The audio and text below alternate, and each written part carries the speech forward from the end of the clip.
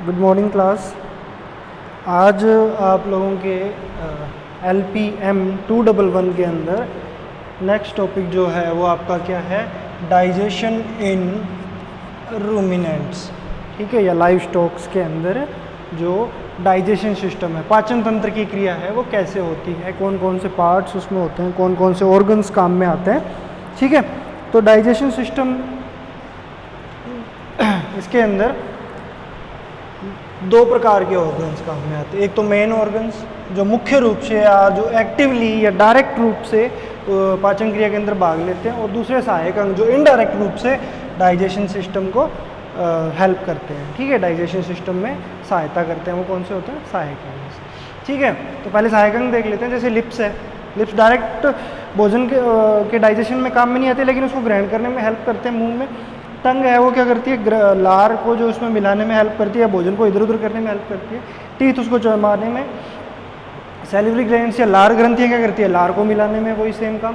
पित्ताशय या gall bladder जिसको बोलते हैं, ये क्या करता है, इसमें जो रस बनते हैं, है ना, पित्ताशय और अग्नाशय के अंदर, पैंक्रियाज के अंदर, वो भोजन के डाइजेशन में हेल्प करते हैं, लेकिन डायरेक्ट रूप से ये इन्वॉल्व नहीं होते हैं। ठीक है, फिर आते हैं जो मेन ऑर्गन कौन कौन से, माउथ के जो ये लिप्स और टंग और टीथ, ये सब किस में होते हैं, माउथ के पार्ट्स हैं, एक्सेसरी, या जिनको सहायक अंग बोलते हैं। ठीक है, फिर आते हैं फेरिंक्स या ग्रसनी, मुंह के बाद जो बड़ी नाल होती है जिसको क्या बोलते हैं, ग्रसनी। ठीक है, फिर आता है ओइसोफेगस या ग्रास नली। ये क्या करती है कि भोजन को जो चबाया है उसको पेट के अंदर ले जाने में, और बाद में जो गोला बनता है उसको वापस से चबाने के लिए मुंह के पास लाने में हेल्प करता है। फिर आता है स्टोमक, ये पाचन तंत्र का सबसे मुख्य भाग है किसमें, रूमिनेंट्स के अंदर।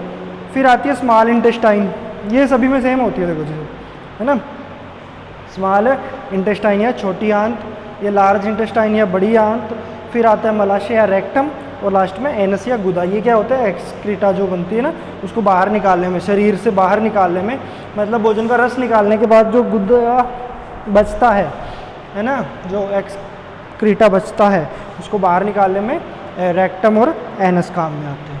ठीक है, तो देखो सबसे जो इसका रूमिनेंट्स क्यों बोलते हैं, मैंने आपको बताया था किस वजह से बोलते हैं, क्योंकि इनके जो पाचन तंत्र के अंदर या स्टमक का जो मेन पार्ट है वो कौन सा होता है, रूमेन, है ना, रोमन थी, इसीलिए बोलते हैं इनको रूमिनेंट्स। ठीक है, तो स्टमक या आमाशय, इसके अंदर ये कितने प्रकार के पाए जाते हैं, दो प्रकार के। सिंपल आमाशय, उसमें क्या पाया जाता है, खाली एबोमेजम। ठीक है, नॉन रूमिनेंट्स के अंदर सिंपल प्रकार का पाया जाता है, इसमें एबोमेजम होता है। ठीक है, और जो कंपाउंड टाइप का है, जो चार प्रकार के जो ऑर्गन्स है उनसे मिलकर बना होता है, वो किस में पाया जाता है, केवल और केवल रूमिनेंट्स के अंदर। ठीक है, तो रूमिनेंट्स के जो रूमेन है या जो आमाशय है या पेट है, उसका चार पार्ट होते हैं, उसके चार भाग होते हैं जो यहाँ पे लिखे हुए हैं। फर्स्ट कौन सा है, रूमेन, इसकी वजह से इसको रूमिनेंट्स बोलते हैं। फिर आता है रेटिकुलम, फिर आता है ओमेजम, फिर आता है एबोमेजम, यहाँ पे लिखा हुआ है एबोमेजम नंबर 4। ठीक है, तो मैं आपको थोड़ा थोड़ा सभी के बारे में बता देता हूँ कि जो रोमंथी है या रोमेन है, जो फर्स्ट पार्ट है, ये क्या करता है, सबसे बड़ा पार्ट है। एक तो पहले चीज़ ये नोट कर लेना, आमाशय का या जो स्टमक है उसका मुख्य और प्रथम पार्ट है, ये नोट कर लेना।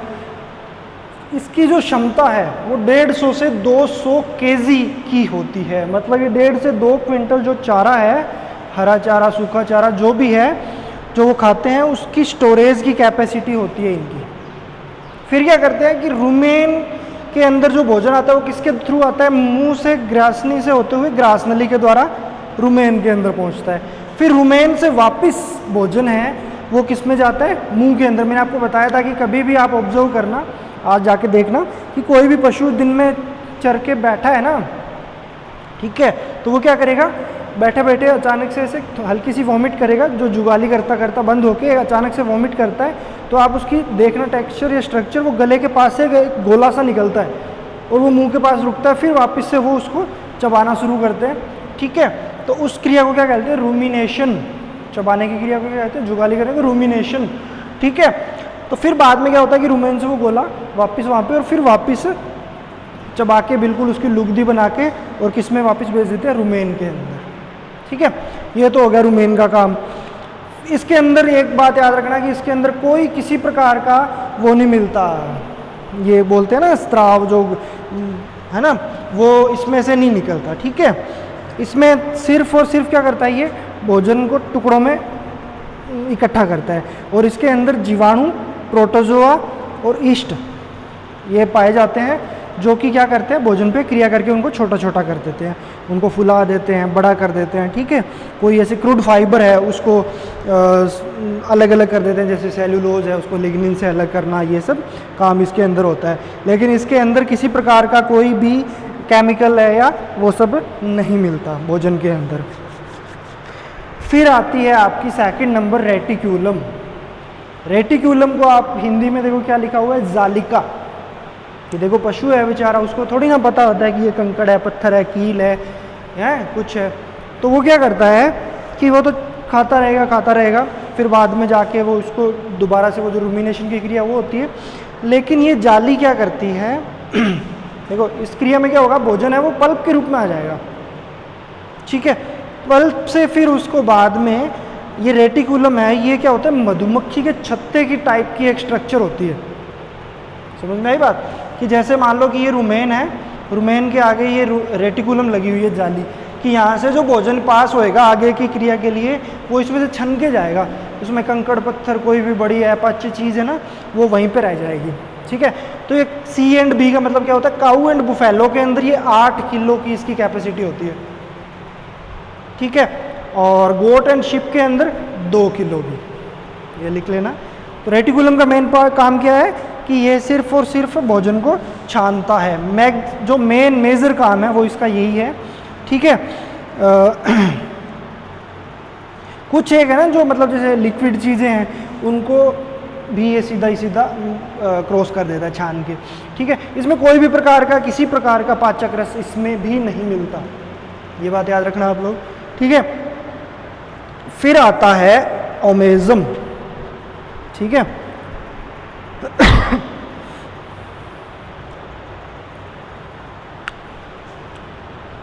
ओमेजम पार्ट क्या करता है, इसका ज़्यादा बड़ा कोई काम नहीं है। इसके अंदर ऐसे स्ट्रक्चर, बहुत मजबूत स्ट्रक्चर होती है ओमेजम, है ना, ये पेट की बहुत मजबूत स्ट्रक्चर है। ये क्या करता है, जो भोजन प्राप्त होता है ना, अगर उसमें लिक्विड है तो उसको खाली सीधा ही एबोमेजम में भेज देता है। लेकिन अगर कोई भोजन का बहुत ज़्यादा बड़ा टुकड़ा है तो उसको फिर से वापस से महीन करके बिल्कुल उसको पीस के और एबोमेजम में ट्रांसफ़र करता है। ठीक है, इसका कोई ज़्यादा बड़ा रोल नहीं है। फिर आता है नंबर 4 एबोमेजम। ये दोनों में पाया जाता है, रोमंथी और एरोमंथी, या रूमिनेंट्स और नॉन रूमिनेंट्स दोनों में पाया जाता है। ठीक है, लेकिन जो नॉन रूमिनेंट्स है उसमें खाली एबोमेजम होता है, और रूमिनेंट्स में क्या होता है, ये 4 पार्ट होते हैं। ठीक है, इसमें क्या होता है कि पाचक ग्रंथियाँ पाई जाती है, जो पाचक रस मिलाने वाली ग्रंथियाँ है ना, वो किस में पाई जाती है, एबोमेजम के अंदर। तो इसका मैंने आपको लिखवा दिया कि जो बड़े पशु हैं उनमें 23 किलो की कैपेसिटी होती है और छोटे पशुओं में 3 किलो की कैपेसिटी पाई जाती है। ठीक है, तो इसमें जो भोजन आएगा, तो मैंने आपको बता दिया कि इसमें ये इनका काम क्या होता है, उसको छोटे छोटे महीन बिल्कुल लुगदी पल्प के रूप में, जैसे आप स्मूदी बनाते हो ना मिक्सी के अंदर, है ना, कुछ भी डाल के स्मूदी बन जाती है जो आपकी ना, उस स्ट्रक्चर के अंदर लुगदी के रूप में, पल्प के रूप में जो भोजन है वो इसमें प्राप्त होता है। कोई भी बड़ा टुकड़ा नहीं होगा उसमें। ठीक है, तो इसको क्या कहते हैं, जो बड़ा टुकड़ा नहीं होगा वो गुद्दे के रूप में या पल्प के रूप में एबोमेजम के अंदर एंट्री होएगी, तो उसको क्या बोलते हैं, चाइम। ठीक है, क्या बोलते हैं उसको, चाइम। ठीक है, और इस क्रिया को क्या कहते हैं, चाइमिफिकेशन। अगर आपसे न्यू टाइप के अंदर पूछे कि चाइमिफिकेशन की क्रिया कौन से भाग में होती है, तो क्या लिखोगे, एबोमेजम के अंदर। ठीक है, और जो पाचक रस इसके अंदर मिलाया जाएगा भोजन के अंदर, तो उसमें क्या होएगा, 0.5% HCl हाइड्रोक्लोरिक एसिड। ठीक है, समझ में आया। ठीक है, फिर आगे ये क्या करेगा, ये तो हो गया स्टमक का पार्ट। स्टमक के पार्ट से फिर बाद में जो भोजन है वो किस में आएगा, स्मॉल इंटेस्टाइन के अंदर। ठीक है, स्मॉल इंटेस्टाइन के बाद में फिर बाद में जो आगे स्मॉल इंटेस्टाइन के बाद में किस में जाएगा, लार्ज इंटेस्टाइन के अंदर। तो स्मॉल इंटेस्टाइन के अंदर क्या होता है, पाचक रसों का स्त्राव होता है, उनको चाइम में मिला देते हैं, ठीक है। और जैसे पित्तरस, जो पित्ताशय है ना, पित्तरस जो निकलेगा पित्ताशय से, उसके द्वारा क्षारीय, मतलब भोजन जो करेंगे, जो पाचक रस निकलते हैं ना, वो अम्लीय होते हैं। हाइड्रोक्लोरिक एसिड क्या होएगा, अम्ल होगा, ठीक है। तो अम्लीय जो होगा ना, उसको पित्ताशय के द्वारा निकलने वाले स्त्राव से क्षारीय बनाना, बेसिक करना उसकी क्रिया को, ठीक है। फिर इसमें देखो पित्ताशय से कौन कौन से रस निकलते हैं, ट्रिप्सिन, ठीक है, एमाइलोप्सिन, ऐसे ऐसे करके बहुत सारे निकलते हैं, ठीक है। अगर भोजन में कोई खराबी है किसी प्रकार की, तो छोटी आंत उसको वोमिट करने में हेल्प करती है। फिर आती है बड़ी आंत। बड़ी आंत देखो लास्ट भाग है आहारनाल का, ठीक है। आहारनाल जो है ना, उसका लास्ट भाग कौन सा है, लार्ज इंटेस्टाइन, मतलब पाचन की क्रिया में। ये तो एक्सक्रीटा के है ना दोनों, तो ये बड़ी आंत की पार्ट होते हैं आगे, ठीक है। छोटी आंत जहाँ पे ख़त्म हो जाती है, वहाँ से आगे फिर क्या हो जाती है, स्टार्ट बड़ी आंत, ठीक है। तो ये क्या करती है, पानी का शोषण हो जाता है इसके अंदर, जो वाटर है वो एब्जॉर्ब हो जाता है, और जो अपाच्य है, जो चीज़ें हैं वो किस में, मल द्वार या रेक्टम या जो एनस है उसके द्वारा बाहर निकल जाती हैं, ठीक है। तो ये तो हो गया इनके अंदर किस किस प्रकार के क्या क्या काम होते हैं पाचन तंत्र में, पशुओं को जो खाद्य पदार्थ है वो किस प्रकार से पचते हैं, ठीक है। तो फिर आगे देखो इसके अंदर कौन कौन सी क्रियाएं होती हैं, पाचन क्रिया के अंदर कौन कौन सी क्रियाएं होती है। देखो जैसे मैकेनिकल, सुना होगा ना आपने, खेती बाड़ी के अंदर मैकेनिकल है ना, तो मैकेनिकल के अंदर क्या होगा कि भोजन को ग्रहण करना, फिर उसको चबाना, फिर उसको निगलना, लार, ठीक है, ये सब। फिर बाद में आता है कि स्त्राव, यांत्रिक के बाद कौन सा, स्त्रावित या सेक्रेटरी, है ना, कि कौन कौन सी चीज़ें सेक्रेट होती है, जैसे कि पाचक रस सेक्रेट होएगा, अम्ल सेक्रेट होएगा, ठीक है, जठर रस जिसको बोलते हैं, आंत्र रस, लार, है ना।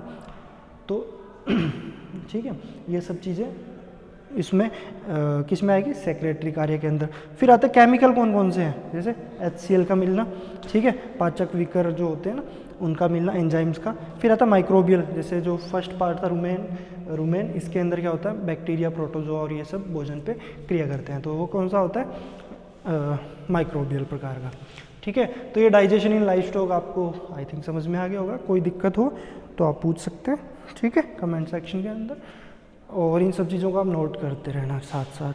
Thank you.